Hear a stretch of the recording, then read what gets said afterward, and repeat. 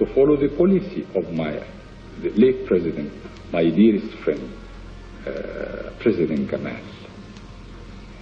But no one will capitulate here in this country.